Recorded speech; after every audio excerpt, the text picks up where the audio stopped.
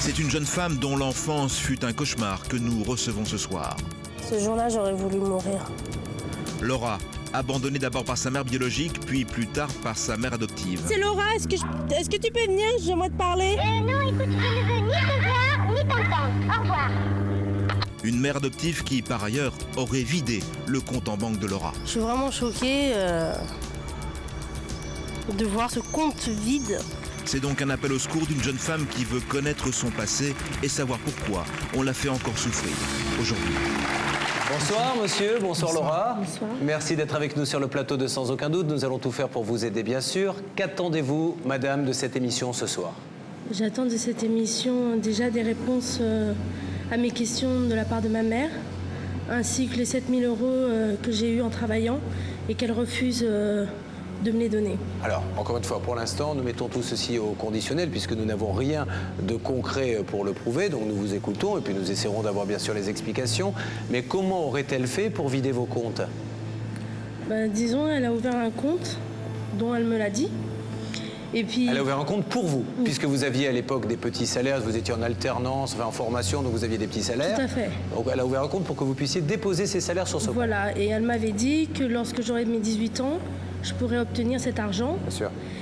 Le souci, c'est que j'ai su il y a 2 ans qu'en fin de compte, elle a ouvert un autre compte. Et tous les mois, on voit bien qu'il y a eu des virements de mon compte à son propre compte. Donc vous avez, ça c'est facile à prouver, hein, vous ne pouvez pas nous mentir là-dessus, des virements de votre compte à son compte. Oui. Et qui dit virement dit ordre de virement. Oui. Avez-vous signé des ordres de virement? Donc J'étais pas au courant de ce compte-là. Ouais, ça c'est effectivement Donc des je ne choses. sais pas comment elle a réussi, en fait. Et votre séparation avec votre mère adoptive s'est faite aussi dans des conditions assez dures. Apparemment, on vous a mis dehors, c'est ce que vous nous dites? Elle m'a mis dehors du jour au lendemain sans aucune explication. Je sortais de mon apprentissage, donc de mon école. Ils sont venus me chercher, ils m'ont rien dit pendant la voiture, pendant tout le trajet. Et lorsque je suis arrivée chez moi, ils ont ouvert la porte d'entrée, il y avait toutes mes valises par terre. Et vous ont dit de faire quoi? De prendre, donc mon beau-père m'a demandé de prendre les valises, de les mettre dans la voiture, et puis il m'a emmené dans mon restaurant, qui eux, ils m'ont accueilli. Là, vous travaillez. Et ils vous ont dit, maintenant, tu te débrouilles. Et maintenant, ils m'ont dit, maintenant tu dormiras là, tu dormiras plus à la maison. Mais on donne une explication, dans ces cas-là, on ne s'entend plus. C'est que mon beau-père qui m'a dit ça, et ma mère m'a rien dit. Elle m'a que regardé en ayant un petit sourire, et c'est tout. Vous Mais moi, connaissez votre véritable histoire, à votre naissance, ce qui s'est passé dans votre pays? Alors je la connais il y a même pas 15 jours en fait, parce que j'ai retrouvé ma maman biologique. Il y a 15 jours? Oui. Il y a Qu'est-ce qu'elle 15 vous a jours, dit? disons il y a 15 jours, j'ai fait des recherches. Et il n'y a même pas une semaine où j'ai retrouvé ma maman biologique. Et comme quoi, en fin de compte, elle m'a pas du tout abandonnée. Elle m'a amenée avec 3 enfants à elle dans un hôpital parce que j'étais malade de la bronchiolite. Et lorsqu'elle a voulu venir nous rechercher, ces 3 enfants, on avait disparu. On vous avait volé dans... Oui, c'est ce que j'ai su il y a une semaine, par elle. Et a priori, ma tante, ma mère, elles sont très heureuses de m'avoir retrouvée. Et moi aussi. C'est un beau cadeau. Ça a été un choc quand vous avez appris ça?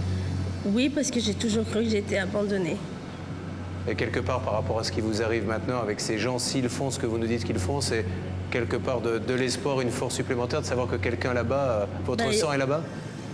Puis qu'on ne m'a pas rejetée. Bien.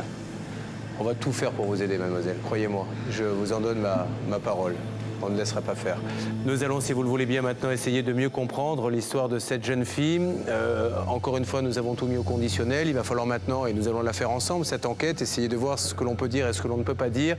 Et bien sûr, par la suite, joindre cette dame pour qu'elle nous donne son explication. L'enquête est menée par Ève Bartoli.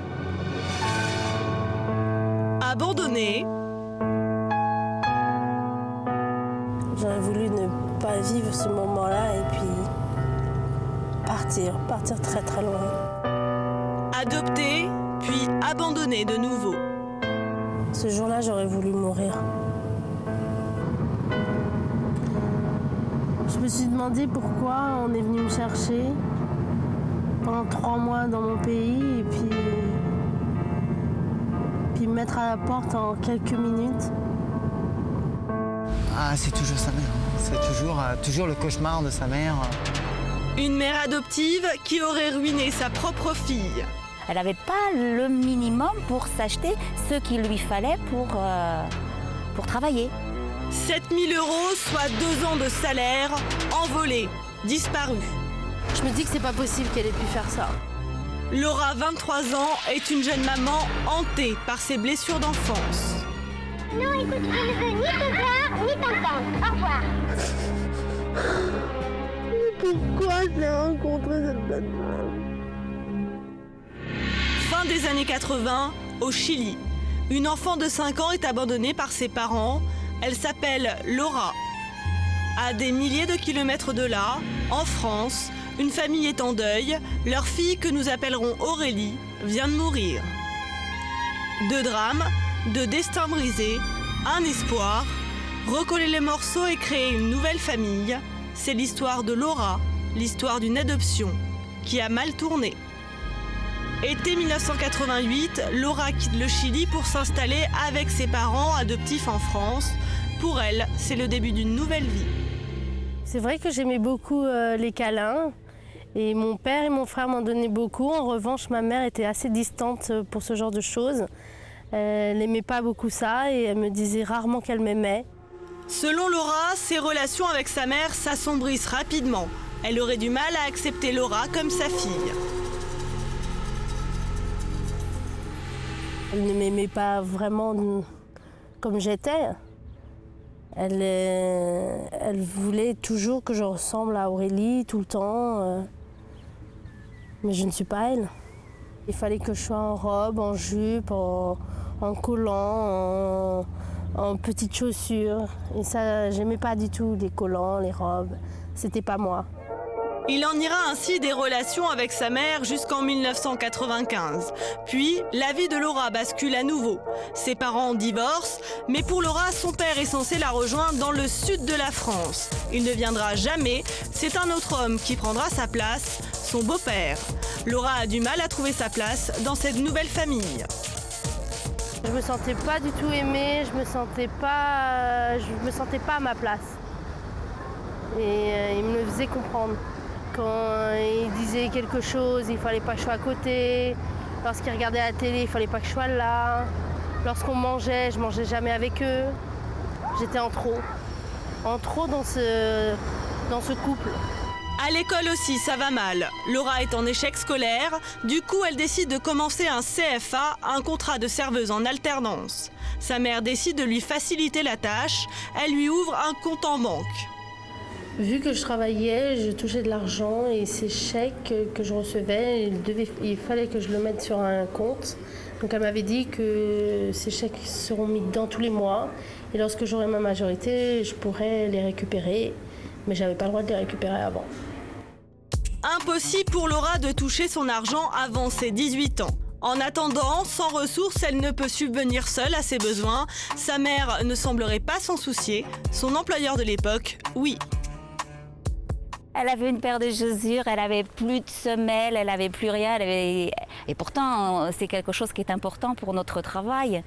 Et on lui a acheté des chaussures. Et des collants, combien de fois on vous en a donné aussi. Et elle n'avait pas le minimum pour s'acheter ce qu'il lui fallait pour travailler. Laura a 16 ans et travaille déjà. Quand elle rentre chez elle, il y aurait encore beaucoup à faire. Ma journée n'était pas terminée en fait. Que ça soit les poussières, que ça soit le balai, que ça soit ramasser les feuilles, que ça soit faire les vitres. Surtout les vitres, j'avais vraiment l'impression d'être leur bobonne.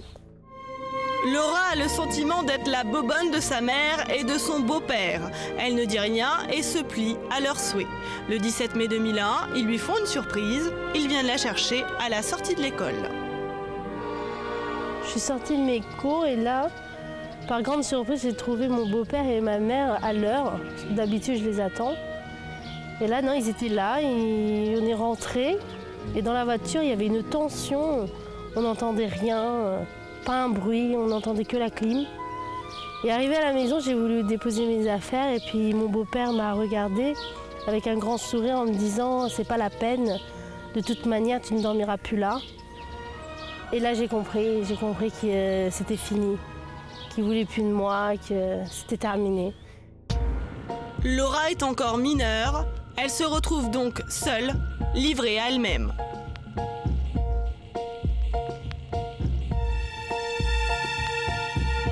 Ce jour-là, j'aurais voulu mourir.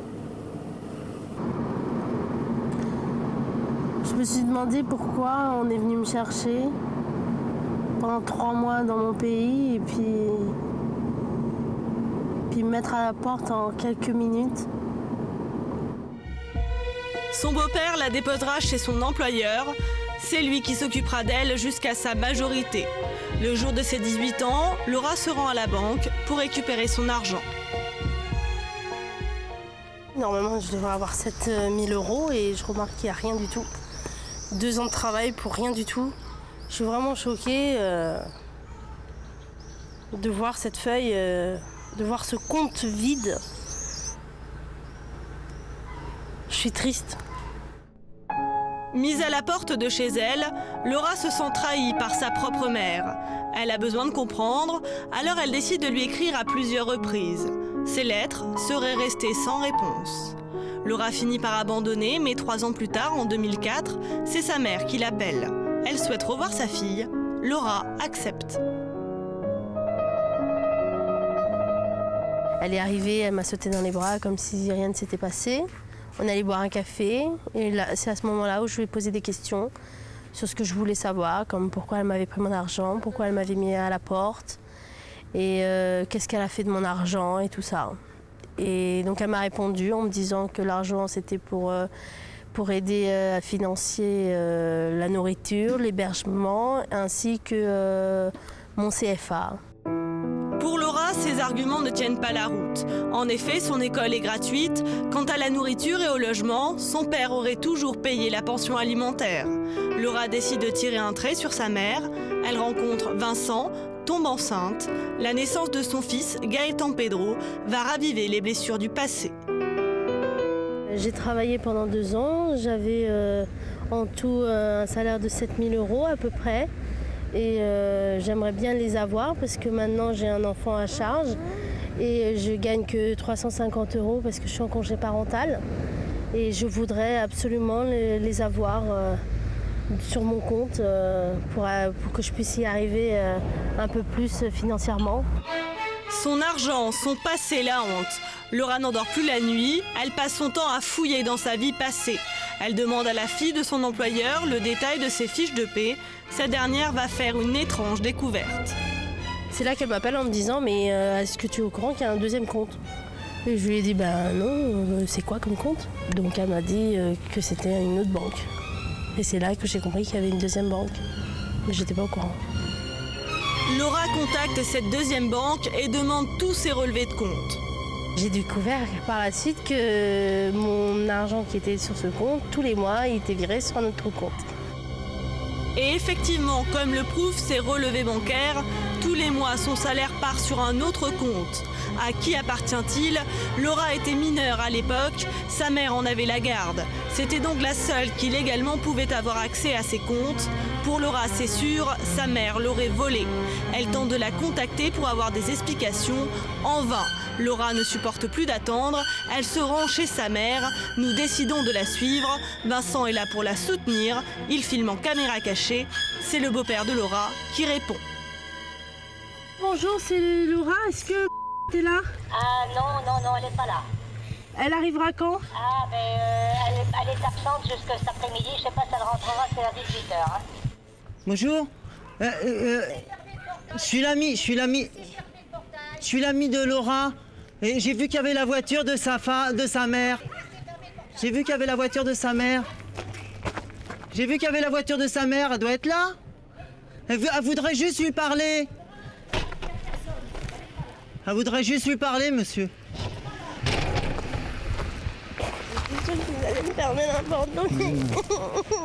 Laura est effondrée, mais pour elle, pas question d'abandonner.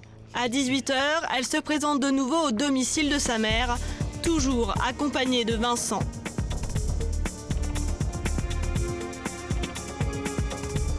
Oui, c'est Laura. Est-ce que tu peux venir? J'aimerais te parler. Non, écoute, je ne veux ni te voir, ni t'entendre. Au revoir. Ça sert à quoi? Rien. Elle a même pas le courage de me regarder en face. J'ai l'impression d'être une étrangère.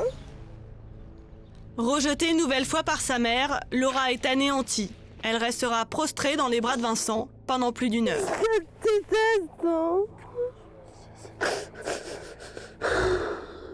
Pourquoi je l'ai rencontré, cette bonne femme?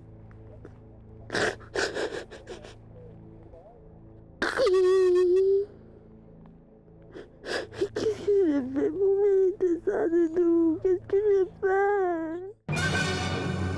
Voilà l'enquête de F. Bartoli. Il ne faut pas s'étonner par la suite que les services qui accordent les adoptions soient très réticents avant de donner un enfant à un couple. Et malheureusement, il y a des couples qui sont prêts à donner beaucoup d'amour, mais c'est aussi pour éviter ce genre de situation quand elles existent. Ça, c'est la première chose. Moi, ce que je voulais vous dire, c'est que si tout ceci est vrai, il n'y a pas de mots pour qualifier votre parcours. Mais le plus beau cadeau que vous ait fait la vie, c'est, je crois, ce petit Gaëtan qui, lui, va vous donner tout le bonheur que vous méritez, qui va vous permettre d'offrir tout l'amour que vous n'avez pas pu avoir. Mais en tout cas, nous allons tout faire pour vous aider. Je voudrais qu'on vous applaudisse très fort, madame, parce que votre histoire est vraiment très émouvante. Alors, il y a des questions que nous devons nous poser avant d'organiser des duplex et de donner des coups de fil. Maître de Caumont, première chose, ça a beau être une fille adoptée, on en est quand même responsable, comme si on était les parents biologiques. On a le droit de les laisser sur le bord de la route à 16 ans? Absolument pas. Des parents adoptifs ont les mêmes devoirs vis-à-vis d'un enfant adopté, je dirais peut-être même plus d'ailleurs, parce qu'effectivement, ils ont pris la responsabilité de demander à avoir cet enfant comme le leur, et bien évidemment, on n'abandonne pas un enfant mineur, on ne le met pas à la porte de chez soi, ce n'est pas possible. Deuxième point, quand on est mineur, on a le droit d'avoir un compte en banque, à partir du moment où on a un certain âge. Est-ce que pour autant, les parents ont le droit, sous prétexte que l'on est mineur, ont le droit de venir se servir sur le compte? Oui et non, Julien. Oui, s'il s'agit d'utiliser cet argent dans l'intérêt de l'enfant, pour son éducation, son bonheur, son confort. Non, si bien entendu, il s'agit de se servir sous prétexte que l'enfant peut après tout apporter un petit peu son écho aux charges de la famille et d'aller faire des dépenses qui n'ont rien à voir avec l'éducation de l'enfant. Il est d'ailleurs intéressant il serait intéressant de se poser la question dans ce dossier de savoir si votre mère adoptive a continué à se servir des sommes qui étaient sur ce compte après vous avoir mis dehors, parce que là, elle aura du mal à justifier que c'était dans votre intérêt. Nous allons essayer de joindre cette personne, qu'elle puisse nous donner son avis sur la question, sa vérité, pour la bonne objectivité de cette enquête. C'est parti, la régie fait le numéro.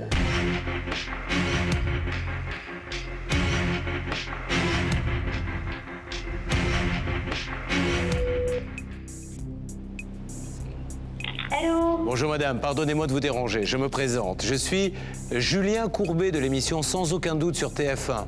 Oui. Je ne sais pas si vous connaissez cette émission qui passe le vendredi soir.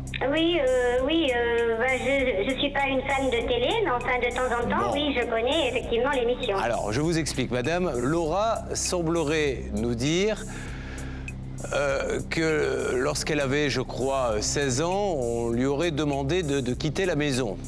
Non, écoutez, monsieur, d'abord, je ne sais pas qui vous êtes. Alors, je vous réexplique, madame. Et madame, écoutez-moi avant de raccrocher. Comme ça, vous serez vraiment au courant de tout. Oui. Écoutez-moi, parce que c'est important. Je ne veux pas qu'après vous disiez, moi, je ne savais pas, etc.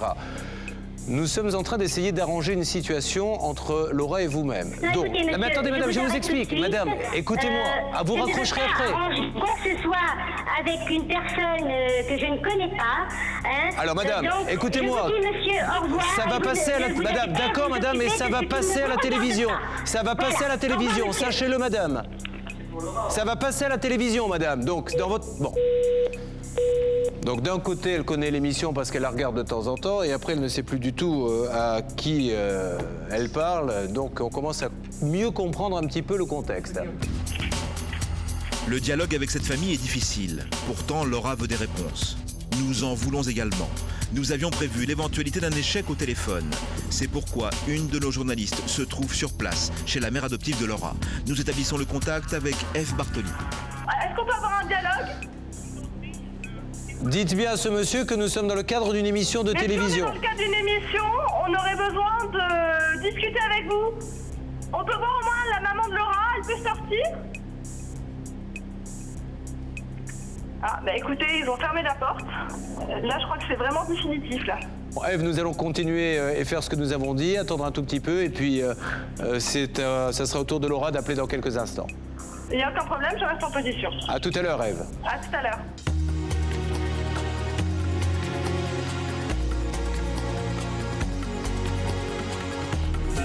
Allô? Oui, c'est Laura. Et on t'a demandé de lui foutre la paix. Bon, alors, arrête, un point, c'est tout. Oui, mais C'est ma mère. C'est sa mère adoptive, quand même. Elle est allée vous chercher à l'autre bout du monde pour vous adopter. Vous vous rendez compte comment ça se termine? C'est complètement fou, hein, cette histoire, complètement fou. Entre Laura et sa famille d'adoption, le dialogue n'existe plus. Elle nous quitte donc avec son compagnon, inquiète quant à son avenir et sans réponse en ce qui concerne son passé. Mais l'histoire de Laura nous a particulièrement émus. Nous désirons enquêter encore dans le but de lui venir en aide. Nos équipes ont assisté Laura dans la recherche de sa mère naturelle. Nous l'accueillons donc une nouvelle fois sur le plateau de Sans Aucun Doute. Bonsoir Laura. bonsoir. Merci d'être avec nous de nouveau sur le plateau de Sans Aucun Doute.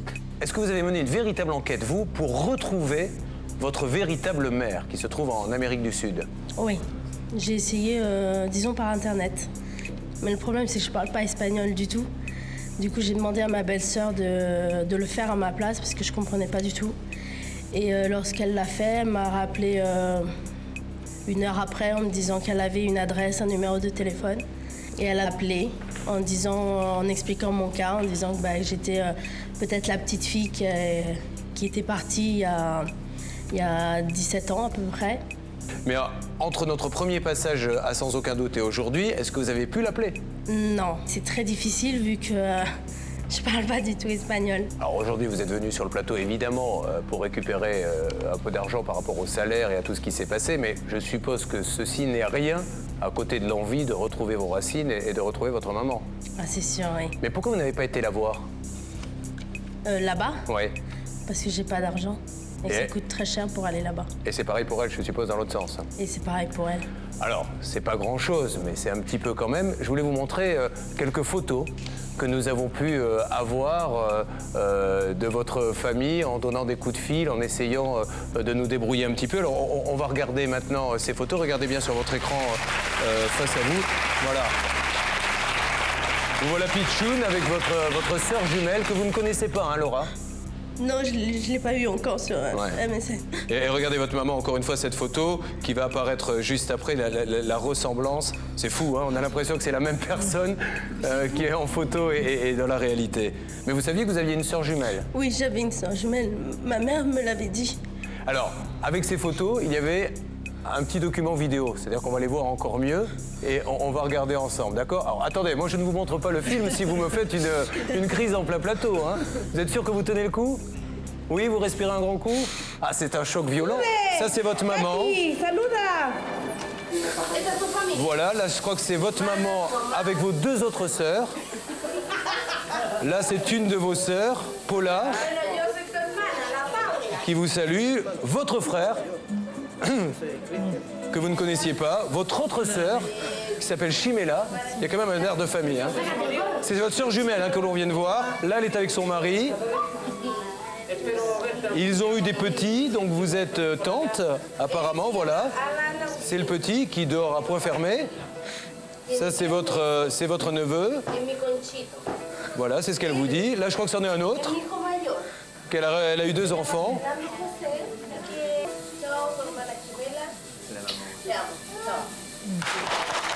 Voilà, c'était le cadeau que nous voulions vous faire, Laura.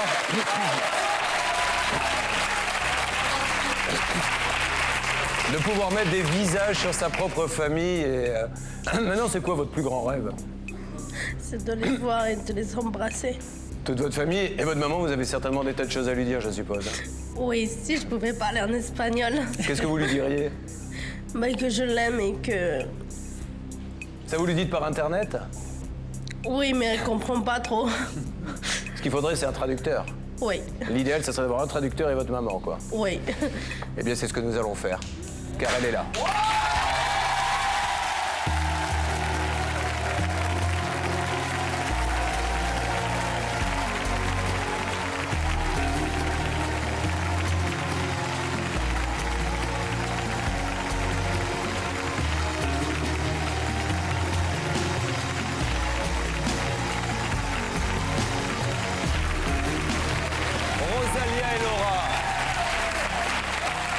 maman n'a pas vu sa fille depuis l'âge de 5 ans.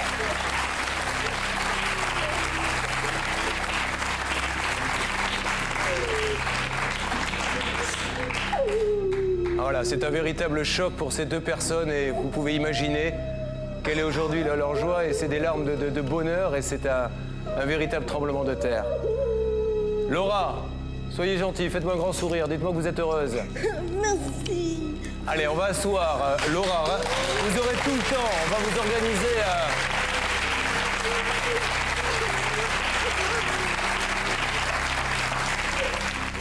Allez, installez-vous Laura. Installez-vous Rosalia. Michel va donc faire la traduction pour nous.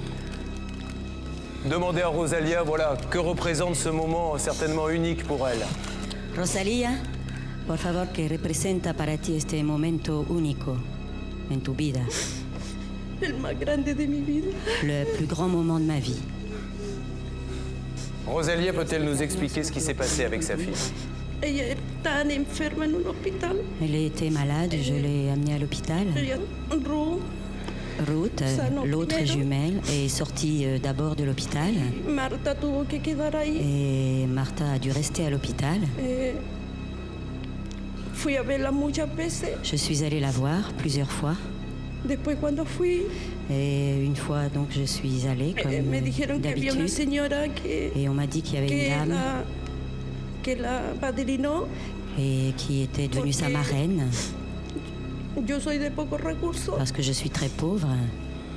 Y ella la sacaba para comprarle cosas. Et sa marraine donc lui achetait des cadeaux. Et le moment est arrivé que no la vi más. Où je suis allée un jour à l'hôpital et elle n'était plus, Laura n'était plus à l'hôpital. Quise tirar todo, pero j'ai voulu tout casser à l'hôpital. Estaban los carabineros. Mais il y avait la police. No pude hacer nada. Je n'ai pu rien faire. On m'a dit qu'elle n'avait jamais été à l'hôpital. Laura, qu'est-ce que vous avez envie de dire à votre maman qui lui ferait plaisir? Que c'était pas de ta faute et que je t'aimais pas. No es tu culpa. Yo te entiendo. Yo te amo. Alors, Rosalia, parce qu'on va tous se mettre à pleurer sur le plateau, donc j'essaie de trouver une solution pour éviter l'effondrement émotionnel. Alors, Rosalia est grand-mère combien de fois? 4. Voilà votre petit-fils. Bienvenue, monsieur.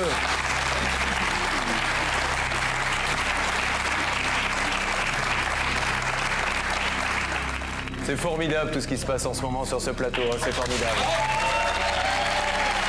Monsieur, vous aurez tout le temps, bien sûr, de... J'aimerais vous donner la parole, si vous voulez bien vous remettre... Parce que j'aimerais que vous nous disiez un petit peu, vous qui avez vécu ça, vous qui avez supporté Laura durant toutes ces années, quand j'y supportais son combat, vous l'avez aidé. Qu'est-ce qu'aujourd'hui, vous n'étiez pas au courant, vous non plus, hein? Non, j'étais pas au courant. Alors, qu'est-ce que vous avez à nous dire? Je pense qu'elle doit être super heureuse. Qu'est-ce que vous avez envie de lui raconter sur tout ce temps où vous n'avez pas pu communiquer? Je sais pas quoi dire. Le bonheur, il est tellement immense, j'ai attendu ce moment. Depuis si longtemps. Vous n'avez jamais espéré, vous ne vous êtes jamais dit si je ne la reverrai pas? Non, j'ai toujours cru que j'y arriverais. Tout ce que si je pouvais regretter quelque chose, c'est que je l'ai pas avant. Non mais vous y croyez ce qui se passe en ce moment? Non, je ne crois pas. Vous vous demandez à quel allez vous réveiller? Je dois rêver là. Non, Merci. Bon, Merci alors. beaucoup.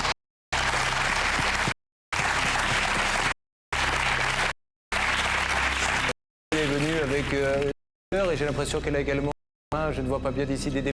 Est-ce qu'elle peut nous dire ce que c'est? Martita. Et Marta. Elle les avait eues. Quelle est l'histoire de ces petites poupées? Cuéntanos la historia de estas dos muñecas. Siempre la. Je les ai toujours. Hasta la entrada de mi. À l'entrée de moi, de ma maison, je les ai toujours devant. Una biblioteca que Une bibliothèque, porte d'entrée. Les deux poupées jumelles. Merci Rosalia.